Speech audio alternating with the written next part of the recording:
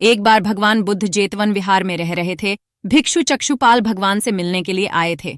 उनके आगमन के साथ उनकी दिनचर्या, व्यवहार और गुणों की चर्चा भी हुई। भिक्षु चक्षुपाल अंधे थे।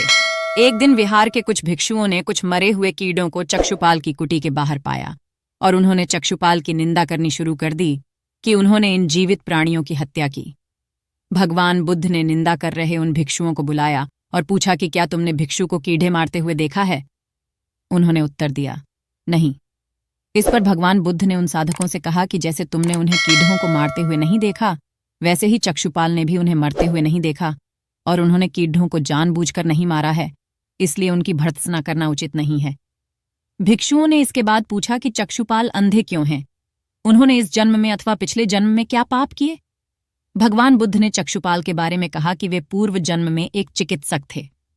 एक अंधी स्त्री ने उनसे वादा किया था कि यदि वे उसकी आंखें ठीक कर देंगे तो वह और उसका परिवार उनके दास बन जाएंगे। स्त्री की आंखें ठीक हो गईं, पर उसने दासी बनने के भय से यह मानने से इनकार कर दिया। चिकित्सक को तो पता था कि उस स्त्री की आंखें ठीक हो गई हैं।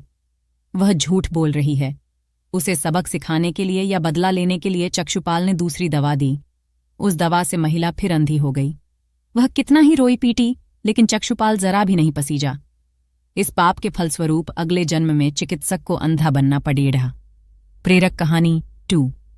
परिश्रम और धैर्य। एक बार भगवान बुद्ध अपने अनुयायियों के साथ किसी गांव में उपदेश देने जा रहे थे। उस गांव से पूर्व ही मार्ग में उन लोगों को जगह जगह बहुत सारे गड्ढे खुदे हुए मिले।